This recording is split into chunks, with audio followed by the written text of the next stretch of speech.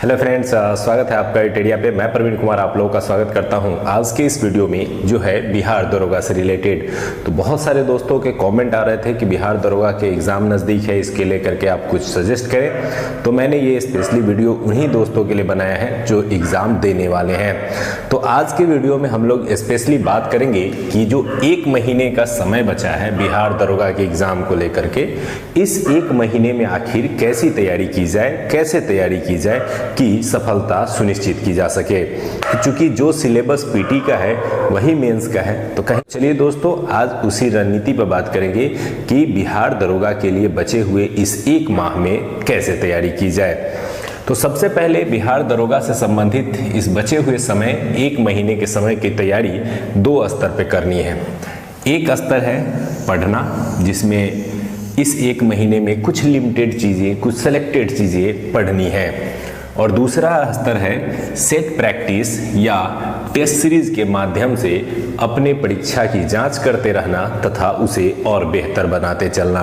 तो 2 तरीके हैं जिसके माध्यम से आप अपने इस तैयारी को 1 महीने में कर सकते हैं।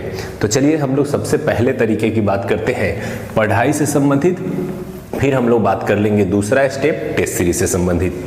पढ़ाई से संबंधित में हमारा जो पॉइंट है सेलेक्टेड चैप्टर्स। अब आपको पता है कि इसमें सिलेबस के दौरान आर्ट्स के सारे सब्जेक्ट और साइंस के सारे सब्जेक्ट दोनों ही पढ़ने हैं। तो आपके पास 1 महीने में उतना समय नहीं है कि आप सारे सब्जेक्ट को पूरा पढ़ सकें। तो मैंने बिहार एसआई के एग्ज़ाम के प्रीवियस 2 साल के प्रश्न जो एग्ज़ाम हुए हैं उनके प्रश्नों के अध्ययन किया और उन प्रश्नों के आधार पर कुछ सेलेक्टेड चैप्टर्स मैंने गेस किए हैं जिन चैप्टर से प्रश्न आ सकते हैं। अब उन्हीं चैप्टर से अगर आपको प्रश्न आएंगे तो उन चैप्टर्स पर बेहतर पकड़ बनाने की ज़रूरत है। इसके अतिरिक्त अगर आप इन चैप्टर्स पे पकड़ बना लेते हैं और आपके पास समय बचता है तो फिर अदर चैप्टर पे आप सोच सकते हैं। लेकिन उन चैप्टर पर सोचने से पहले आपको ज़रूरत है कि इन जो स्पेशल चेक किए हुए चैप्टर्स हैं जो बिहार एसआई में पूछे जाते हैं उन चैप्टर्स पर पहले पकड़ बनाने की। तो सब्जेक्ट बाय सब्जेक्ट मैंने टॉपिक यहाँ पे सेलेक्ट किया है, उन टॉपिक्स को आप निश्चित रूप से पढ़ें। आपका तरीका क्या होगा, पहले उन टॉपिक्स को पढ़ेंगे, पढ़ने के बाद उसके ऑब्जेक्टिव फॉर्म्स, ऑब्जेक्टिव के लिए आपके पास प्रीवियस ईयर के क्वेश्चन बैंक या लूसेंट के क्वेश्चन बैंक होंगे, वहाँ से आप क्वेश्चन बनाएंगे। तो सेम चैप्टर को पढ़ना और सेम चैप्टर्स के ऑब्जेक्टिव बनाना, ये आपके रोज का पार्ट होना चाहिए। इसके अलावा वीक में कम से कम 2 या 3 टेस्ट पेपर आपको जो प्रोवाइड हो जाते हैं वो बनाना। तो अगर आप टेस्ट सीरीज दे रहे हैं तो वहाँ से आप बना लें, या फिर मैं यूट्यूब पे आपको टेस्ट सीरीज के PDF अपलोड कर देता हूँ, वहाँ से आप बना लें।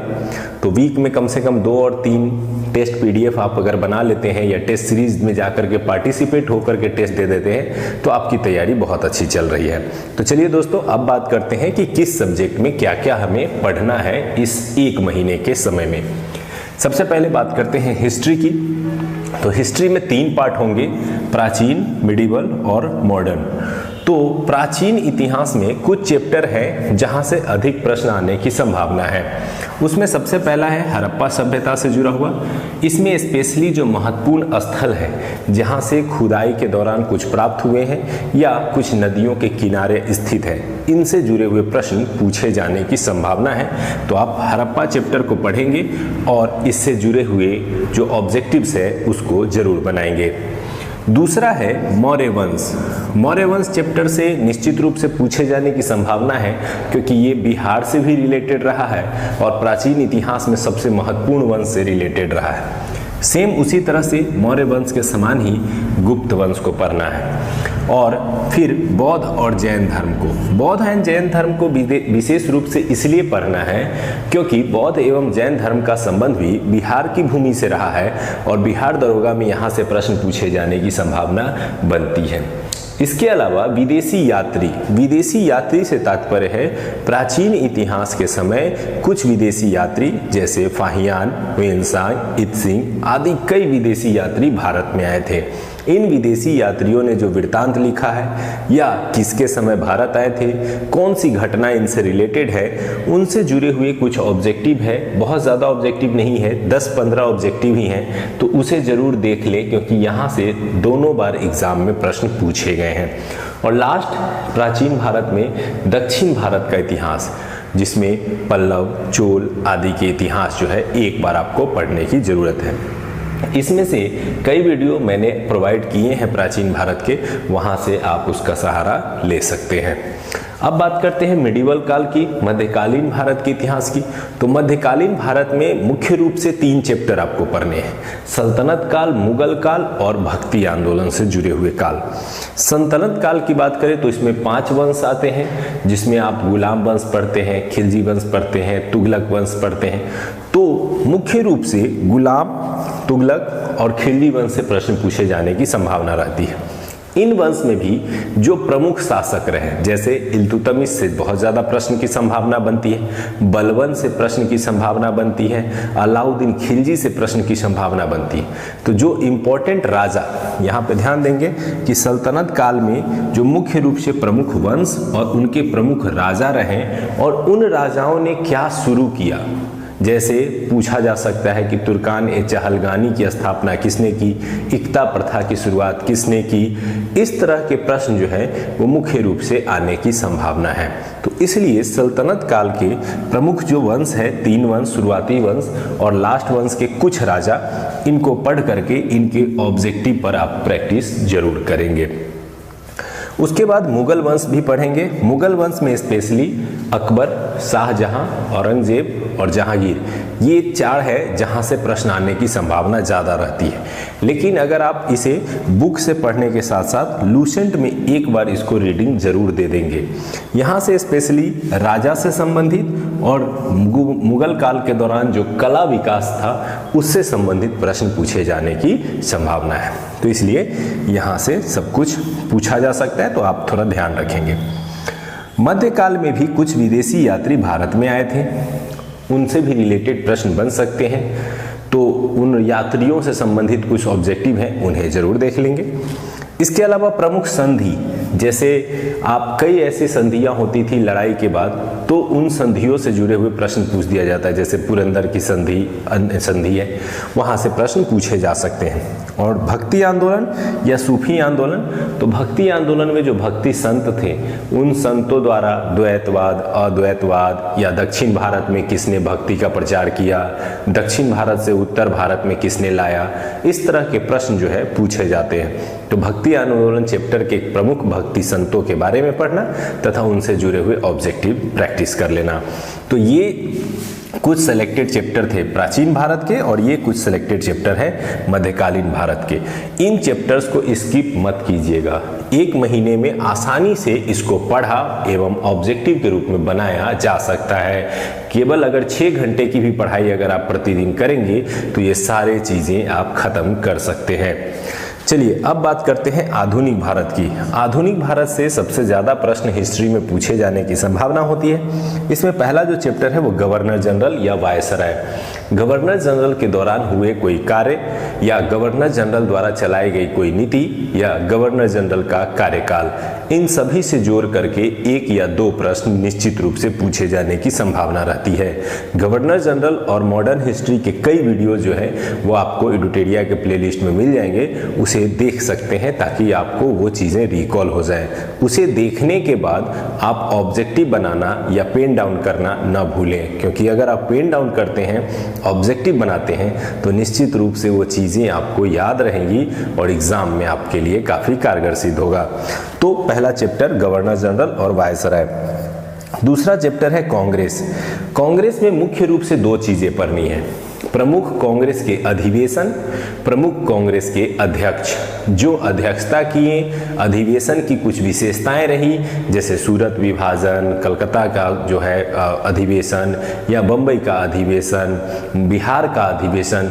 तो ये कुछ प्रमुख अधिवेशन जहां से प्रश्न बनते हैं, उसका भी एक वीडियो मैंने बनाया था। तो उस अधिवेशन से रिलेटेड वीडियो को जरूर देखें। न केवल वीडियो को देखें, वीडियो को देखने के साथ साथ उसके ऑब्जेक्टिव बनाना ना भूलें। खास करके कोशिश ये करें कि जो प्रीवियस ईयर के क्वेश्चन हैं, जो पिछले कई एग्जामों में, चाहे वो पीसीएस हो, आईएएस हो या दरोगा लेवल के एग्जाम रहे हो, वहाँ जो प्रश्न पूछे गए हैं उन्हें जरूर बनाइएगा, क्योंकि मेरा ये दावा है कि अगर आप एसआई का एग्जाम देंगे तो उसमें लगभग 50 to 60% प्रश्न ऐसे आएंगे जो प्रीवियस ईयर क्वेश्चन से रिलेटेड होंगे। तो इसलिए निश्चित रूप से उसे बनाइए। उसके बाद सामाजिक धार्मिक आंदोलन, जिसमें मुख्य रूप से स्वामी विवेकानंद, राजा राम मोहन राय, दयानंद सरस्वती आदि से जुड़े हुए प्रश्न पूछे जा सकते हैं। तो आधुनिक भारत में गवर्नर जनरल, कांग्रेस, सामाजिक धार्मिक सुधार आंदोलन। इसके अलावा 1857 की क्रांति, 1857 रिवोल्ट से जुड़ा हुआ कई तरह के प्रश्न बनते हैं और मैंने एक दो वीडियो भी बनाया है 1857 की क्रांति से लेकर के। उस वीडियोस को ज़रूर देख लें ताकि आपको एक ब्रीफ आइडिया हो जाए। उस आइडिया के बाद ऑब्जेक्टिव बनाएं तो देखिए कैसे ये फटाफट आपको याद हो जाते हैं।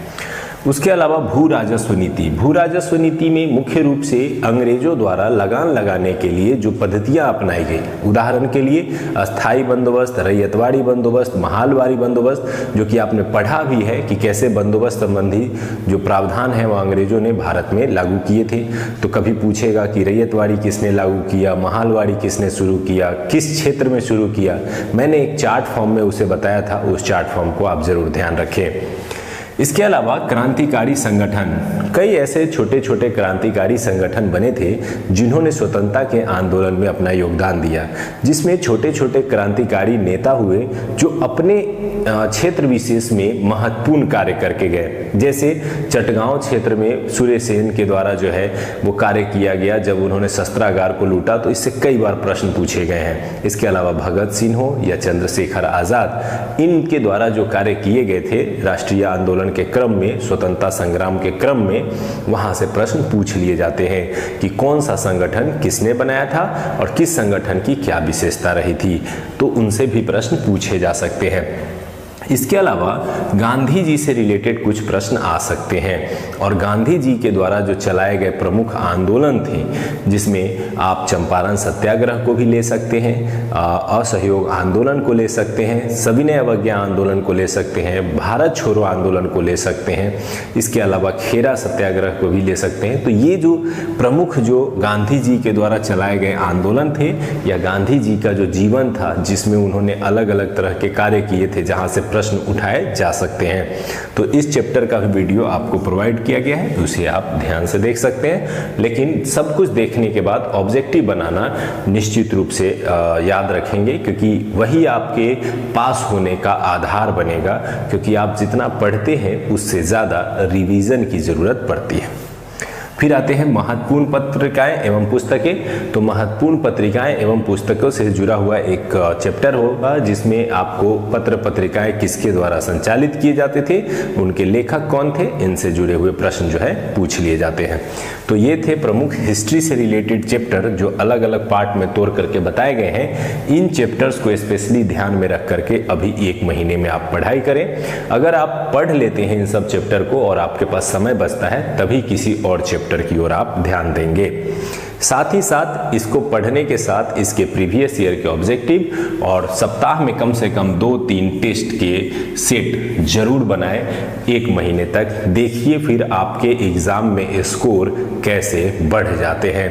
और लगभग 100 में से अगर आप 60 से 65 स्कोर करते हैं तो आपकी सफलता 100% सुनिश्चित हो जाएगी। चलिए अब बात करते हैं अर्थशास्त्र से जुड़े हुए। इसमें एक राष्ट्रीय आय जिसमें जीडीपी, जीएनपी इससे रिलेटेड प्रश्न पूछे जाते हैं, उसका वीडियो भी एक मैंने बनाया था। ऐसे आपके पास अगर कोई भी बुक हो तो उसमें राष्ट्रीय आय से जुड़ा हुआ चैप्टर जो होगा उसे जरूर बना लेंगे। दूसरा है मुद्रा एवं बैंकिंग।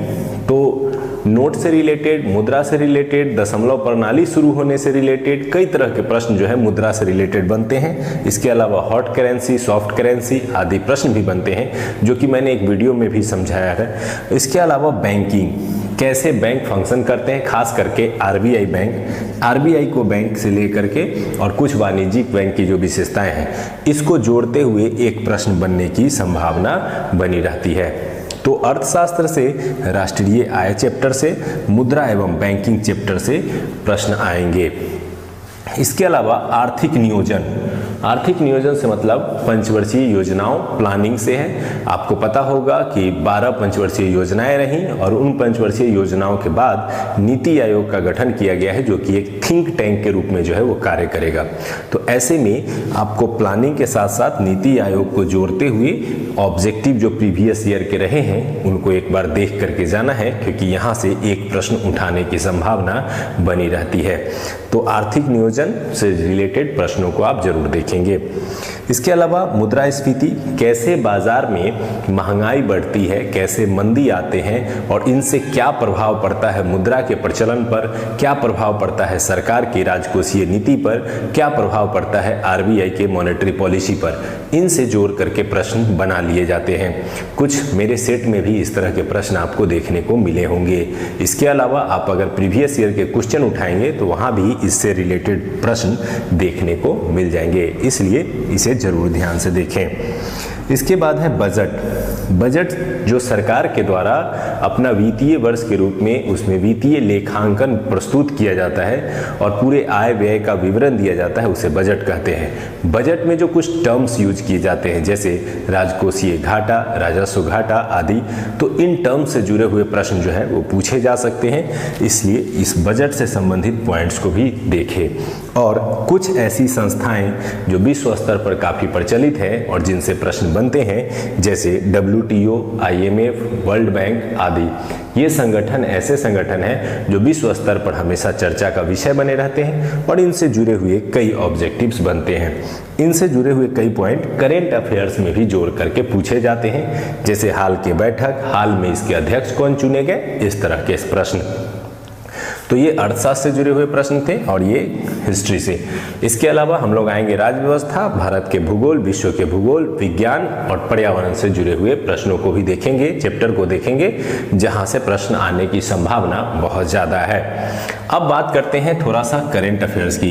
करेंट अफेयर्स काफ़ी महत्वपूर्ण होता है किसी भी एग्जाम की दृष्टि से। जैसे BPSC में भी आपने देखा कि करंट को लेकर के काफ़ी प्रश्न थोड़े से अलग टाइप के आए थे। बिहार दरोगा में भी प्रश्न जो है करंट से कम 25 प्रश्न आने की संभावना रहती है। तो पूरे साल भर का लगभग आपके पास करंट का नॉलेज होना चाहिए एक बेसिक स्तर पे। तो मैंने कोशिश किया है कि PDF आपको प्रोवाइड किया जाए और सारे PDF आपको प्लेलिस्ट में मिल जाएंगे जो अभी तक के करंट अफेयर्स के मैंने प्रोवाइड किए हैं। लेकिन उन PDF से अलग मैंने एक बुक जो है पिछले 1 महीने से तैयारी चल रही है उसकी, और 1 वीक के अंदर जो है आपको एक बुक प्रोवाइड किया जाएगा। उस बुक में आपको करंट अफेयर्स, साल भर के करंट अफेयर्स के जो महत्वपूर्ण प्रश्न हैं 1000 क्वेश्चन प्लस चैप्टर वाइज उसको अरेंज करके आपको दिया जाएगा ताकि आप उसे बेहतर रूप में तैयार कर सकें। तो करंट अफेयर्स के लिए बुक जो है वो कमिंग सून है, 1 वीक के अंदर आप लोगों को मार्केट में अवेलेबल हो जाएगा जहाँ से आप प्राप्त कर सकेंगे। इसके अलावा अगर आप चाहते हैं कि और डिटेल में पढ़ें तो PDF वगैरह हमारे अपलोड है, वहां से भी आप पढ़ सकते हैं और वीडियोस भी बनाए गए हैं तो वहां से आप देख भी सकते हैं। तो करंट अफेयर्स भी महत्वपूर्ण रहेगा। तो हिस्ट्री, करंट अफेयर्स और इकोनॉमिक्स पे हमने चर्चा कर लिया है। अब आते हैं राज्य व्यवस्था अर्थात पॉलिटी से रिलेटेड। पॉलिटी में भी 5-6 चैप्टर हैं जहां से प्रश्न सबसे ज्यादा पूछे जाते हैं। सबसे पहले महत्वपूर्ण अधिनियम जो एक्ट्स बनाए गए थे उनसे प्रश्न पूछे जाते हैं, जैसे 1773 का रेगुलेटिंग एक्ट हो, 1861 का एक्ट हो, 1892 का हो, 1909 का, 1919 का, 1935 का। ये कुछ महत्वपूर्ण अधिनियम हैं जिनमें से प्रश्न निकाल करके पूछ लिए जाते हैं। जैसे मार्ले मिंटो सुधार से प्रश्न पूछा जाए या चेम्सफोर्ड सुधार से प्रश्न पूछा जाए। तो इस तरह के प्रश्न के लिए आपको इन अधिनियमों को पढ़ना तथा उसके ऑब्जेक्टिव्स को सॉल्व करना काफ़ी ज़रूरी है और इन पर मैंने 2 वीडियो भी बनाए हैं तो उनसे आप हेल्प ले सकते हैं, उसे आप देख सकते हैं। अब बात करते हैं संविधान निर्माण। तो संविधान निर्माण के लिए जो संविधान सभा का गठन किया गया था उसी चैप्टर को स्पेशली इसमें पढ़ना है कि कैसे संविधान सभा में विभिन्न क्षेत्रों से सदस्य आए थे, कैसे अलग अलग समितियां बनाई गई थी, कितने सदस्य चुन के आए थे, कैसे इसका निर्माण शुरू हुआ, कौन कौन सी समितियों ने इसमें प्रयास किया और फाइनली संविधान बन करके तैयार हुआ। तो पूरा का पूरा जो प्रोसेस है, इस प्रोसेस वाले चैप्टर से भी एक प्रश्न आने की संभावना बनी हुई है। उसके बाद प्रस्तावना चैप्टर से लेकर के डीपीएसपी तक, अर्थात प्रस्तावना, नागरिकता, मौलिक अधिकार और राज्य के नीति निर्देशक तत्व, यहाँ तक जो 4 चैप्टर हैं, इन चारों चैप्टर में से मिला करके प्रश्न आपको पूछे जा सकते हैं। तो इन चैप्टर्स में बहुत ज़्यादा कुछ है नहीं, इसके वीडियोज़ आपको क्रम से अवेलेबल है। इन वीडियोज़ को देखने के साथ साथ आप इसके ऑब्जेक्टिव को ज़रूर सॉल्व कर लेंगे। अगर मेरा ये दावा है कि अगर आप पढ़ लेते हैं, वीडियोज़ देख लेते हैं और ऑब्जेक्टिव सॉल्व कर लेते हैं तो एग्ज़ाम में किसी कीमत पर प्रश्न गलत आपसे नहीं होंगे, क्योंकि इसमें ई ऑप्शन जैसी समस्या नहीं है बिहार एसआई में, क्योंकि यहाँ 4 ही ऑप्शन आपके सामने होंगे, तो आप प्रश्न निश्चित रूप से सही बना पाएंगे। तो इसको पढ़ने में एक दिन में आप ये सारे वीडियोस देख करके पढ़ाई कर सकते हैं। फिर उसके बाद है आपातकाल संबंधी प्रावधान। अभी तक हुए बिहार एसआई के तीनों एग्जामों में आपातकाल से जोड़ करके प्रश्न पूछे गए हैं। आपको पता होगा आर्टिकल 352 से लेकर के 360 तक के बीच के आपातकालीन प्रावधान हैं। उन आर्टिकल में से कई प्रश्न बनाए जा सकते हैं, तो जितने भी प्रश्न बनाए जा सकते हैं उनको पढ़ करके आप निश्चित रूप से बनाइए, ताकि एग्ज़ाम में आप इन प्रश्नों को गलत ना करें। तो चलिए आगे बढ़ते हैं। तो ये थे प्रमुख। अब आते हैं जैसे राष्ट्रपति चैप्टर, यहाँ से भी प्रश्न आ सकते हैं, संसद, पार्लियामेंट से जुड़ा और पंचायती राज व्यवस्था, इन तीनों पर वीडियोस अवेलेबल हैं। निश्चित रूप से उनको पढ़िए, देखिए और ऑब्जेक्टिव सॉल्व कीजिए। फिर लास्ट निर्वाचन आयोग से भी प्रश्न पूछे गए थे। इसके अलावा महत्वपूर्ण अनुच्छेद, अनुसूचियां और संविधान संशोधन, यहाँ से भी प्रश्न पूछे जा सकते हैं। तो आप इनके लिए भी तैयार रहें और बेहतर करने का प्रयास करें। तो ये थे पॉलिटी के कुछ प्रमुख चैप्टर, जहाँ से आप अपने प्रश्नों को तैयार कर सकते हैं, और उम्मीद यही रहेगी कि यहीं से आपके प्रश्न एग्जाम में आए। अब आते हैं भारत का भूगोल। तो इंडियन ज्योग्राफी में कुछ चैप्टर ही आपको मूल रूप से पढ़ने हैं जहां से प्रश्न आते हैं। पहला है भारत की भू आकृतिक संरचना। इसमें मूल रूप से भारत के भौगोलिक विवरण के बारे में पढ़ना है, जिसमें भारत की भौगोलिक आकृति से जुड़े हुए पर्वत, पठार, नदियां आदि महत्वपूर्ण हैं। तो इनमें कौन से पर्वत श्रेणी कहाँ है, कौन से पहाड़ी इलाके कहाँ हैं, किस क्षेत्र के किस भाग को क्या कहते हैं, इस तरह के प्रश्न आपको पूछे जा सकते हैं। इसके भी वीडियोज़ बनाए गए हैं। इसके अलावा आपके पास अगर कोई बुक है तो वहाँ से भी आप पढ़ करके इसको बना सकते हैं। अपवाह तंत्र अर्थात नदी तंत्र से नदी का उद्गम स्थल, नदी का मुहाना, सहायक नदियां और नदियों पर बने हुए डैम प्रोजेक्ट्स, इन चारों से मिला करके प्रश्न पूछे जा सकते हैं। कुछ भी प्रश्न आ सकता है, इसलिए पूरे चैप्टर पर आपका कमांड होना जरूरी हो जाता है। हालांकि यह भी सच है कि कोई भी लड़का या कोई भी स्टूडेंट सारी चीज़ों को याद नहीं रख सकता है, इसीलिए आपको 100 में से सिर्फ 60 या 65 लाने होते हैं, क्योंकि 100 में से 100 लाना संभव ही नहीं है। तो आप जितना बेहतर कर सकते हैं उतना बेहतर करने का प्रयास करें, क्योंकि पीटी में आपके जोरदार अंक आपको मेंस में सपोर्ट करेंगे, क्योंकि जो पीटी का सिलेबस है वही मेंस का सिलेबस होगा। तो आप अपने सोच को बड़ा रखें, अपने बदन पे वर्दी को इमेज करें और फिर उसके बाद पढ़ाई करें। देखिए पढ़ाई आपकी 4 गुना रफ्तार से बढ़ेगी। तो चलिए दोस्तों आगे बढ़ते हैं। तो अपवाह तंत्र के बाद खनिज, जो कि मूल रूप से इसमें पढ़ना है कि किन राज्यों में कौन से खनिज अधिक उत्पादित होते हैं। इसके अलावा आप ये भी पढ़ सकते हैं कि किस खनिज का कौन सा अयस्क है, यहाँ से भी प्रश्न आता है। उद्योग, किस क्षेत्र में कौन से उद्योग ज़्यादा प्रसिद्ध हैं वो पूछा जा सकता है, जैसे जूट का उद्योग कहाँ मिलेगा, तो आयरन उद्योग कहाँ मिलेंगे, इस तरह के। और कृषि, ये चैप्टर आप अच्छे से पढ़िएगा, क्योंकि एग्रीकल्चर से रिलेटेड कि कौन से फसल का उत्पादन कहाँ होता है, एग्रीकल्चर से रिलेटेड है थोड़ा सा मिट्टी, उससे भी कि लाल मिट्टी में कौन सी फसल, लेटेराइट मिट्टी में कौन सी फसल, और किस फसल का उत्पादन किस क्षेत्र में सबसे ज़्यादा होता है। इस तरह के प्रश्न या फसलों से जुड़े हुए क्रांति, जैसे नीली क्रांति, पीली क्रांति, हरी क्रांति, इस तरह के प्रश्न भी पूछे जा सकते हैं। तो ज्योग्राफी में मूल रूप से ये चैप्टर हैं जिनको आपको ध्यान रखना है, और इन चैप्टर्स को पढ़ना और इन चैप्टर्स के ऑब्जेक्टिव को बनाना है। अब आते हैं विश्व भूगोल की ओर। विश्व भूगोल में मूल रूप से हम लोग क्या पढ़ेंगे उसको ध्यान देते हैं। इसमें सौर मंडल चैप्टर जो कि आपने पढ़ा होगा और बहुत आसान चैप्टर है, इसे एक बार देखेंगे याद हो जाएगा। दूसरा है पृथ्वी की गतियां। इसमें मूल रूप से पृथ्वी का अपने अक्ष पर घूमना तथा पृथ्वी का सूर्य के चारों ओर घूमने से संबंधित प्रश्न बनते हैं। इसमें दिन की रात की लंबाई घटना और बढ़ना, अर्थात उत्तरी गोलार्ध में सबसे बड़ा दिन, दक्षिणी गोलार्ध में सबसे बड़ा दिन, इस तरह के प्रश्न पूछे जा सकते हैं। तो ये पृथ्वी की गतियों से बने जुड़े हुए प्रश्न हैं। इसके अलावा ग्लोब, जिसमें अक्षांश, देशांतर, समय रेखा, तिथि रेखा से जुड़े हुए प्रश्न आते हैं, उनको आप ध्यान दे सकते हैं।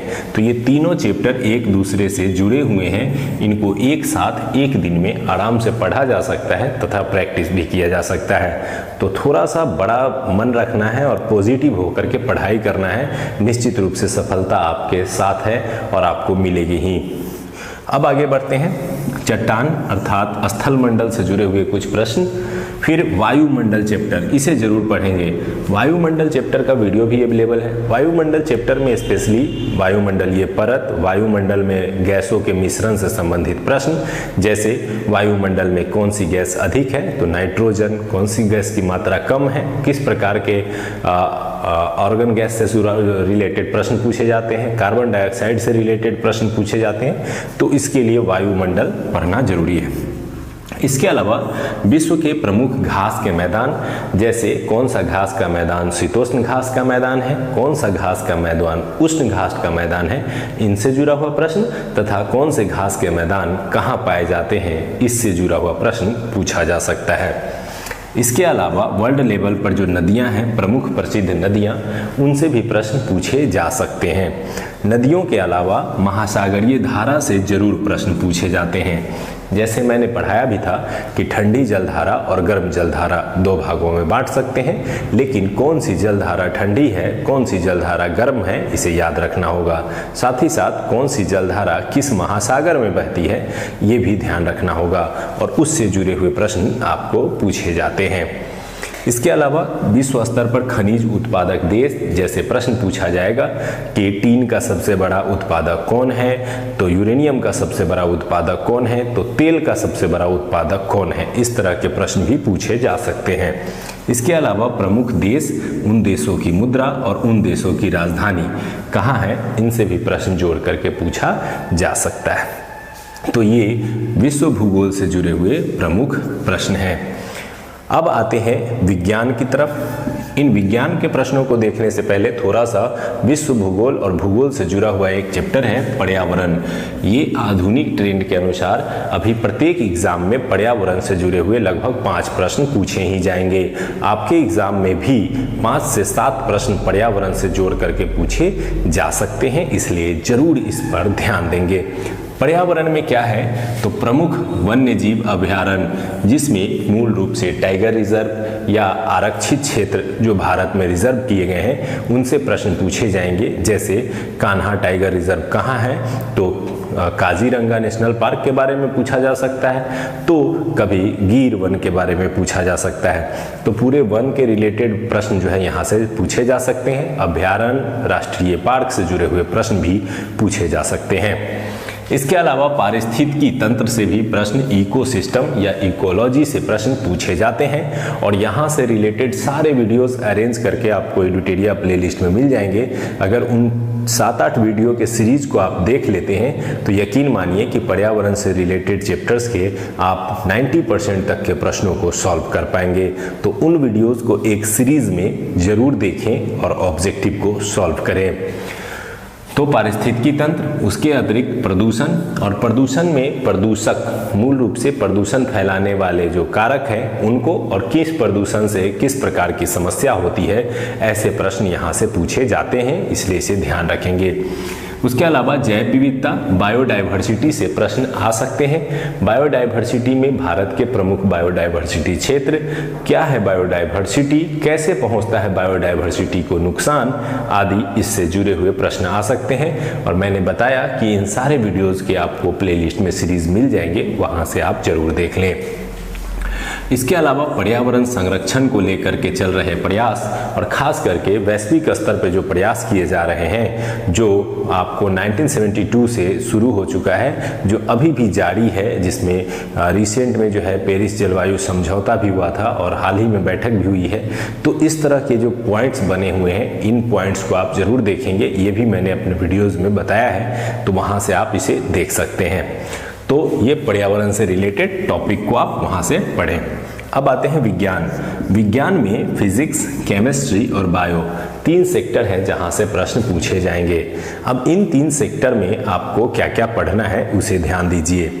सबसे पहले आइए फिजिक्स में। फिजिक्स में ध्वनि, प्रकाश, उपकरण में मूल रूप से कोई उपकरण है और उसका कार्य। जैसे विज्ञान में स्पेशली हम लोग बात करते हैं फिजिक्स की, तो फिजिक्स में कुछ चैप्टर हैं जिन्हें आप देख सकते हैं। ध्वनि, प्रकाश, ध्वनि चैप्टर से आप प्रश्न आ जाते हैं, प्रकाश चैप्टर से भी प्रश्न आते हैं। उपकरण एवं उसके कार्य, अर्थात जैसे इलेक्ट्रोमीटर है तो उसका क्या कार्य है, डायनेमो है तो उसका क्या कार्य है, विद्युत मोटर है तो उसका क्या कार्य है।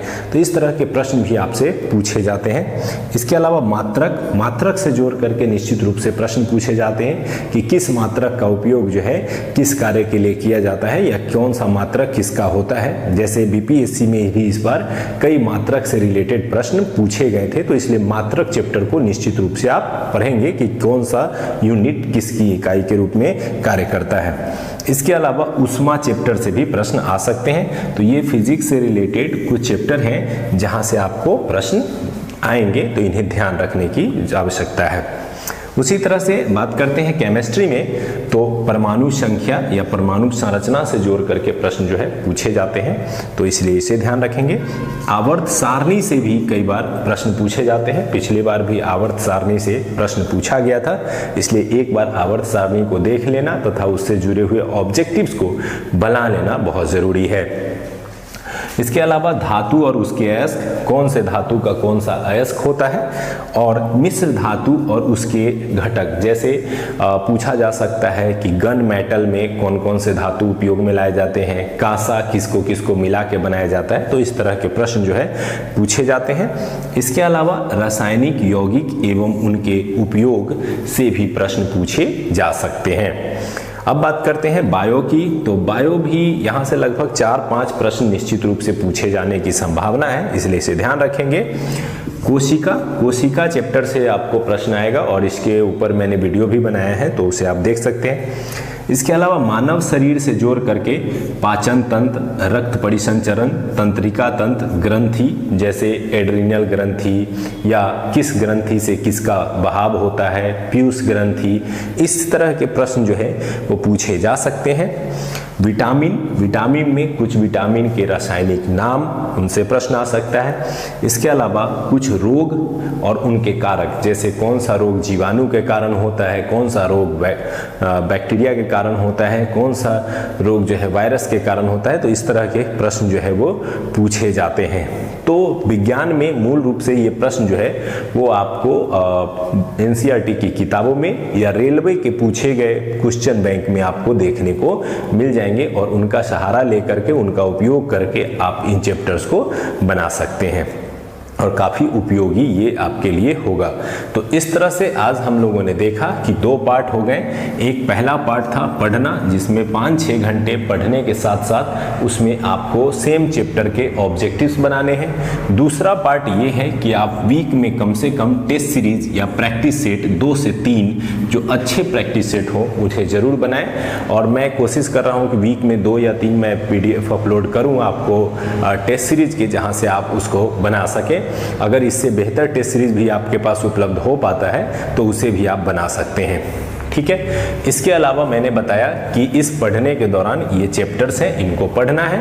उसी में करेंट अफेयर्स में 1 वर्ष जो कम से कम विगत 1 वर्ष है उसके करेंट को आपको ध्यान में रखना है। इसके लिए मैंने वीडियोस और PDF दोनों भी प्रोवाइड किए हैं, वहाँ से आप हेल्प ले सकते हैं। और इस एग्ज़ाम को ध्यान में रख करके या अपकमिंग जितने भी एग्ज़ाम हैं उनको ध्यान में रख करके एक बुक जो है अभी 1 सप्ताह के अंदर जो है वो मार्केट में उपलब्ध हो जाएगा।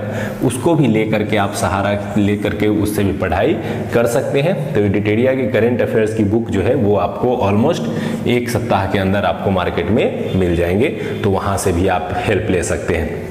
तो उम्मीद करते हैं कि ये जो चैप्टर्स और रणनीति बताई गई है आप 1 महीने इसको फॉलो करेंगे। अगर 1 महीने फॉलो करते हैं तो निश्चित रूप से आपके बदन पे वो सितारे चमकते हुए दिखाई देंगे जिसके लिए आप प्रयासरत हैं। तो हमारी शुभकामनाएं आपके साथ हैं और आपकी मेहनत आपके हाथ है, दोनों को मिलाएंगे तो निश्चित रूप से आप सफल हो जाएंगे।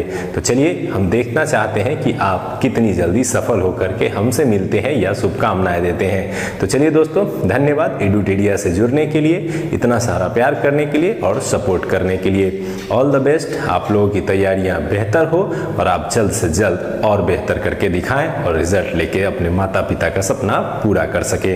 धन्यवाद। स्क्रीनशॉट ले लें, चैप्टर्स को याद रखें, नाम नोट कर लें और पढ़ाई शुरू कर दें। Thank you.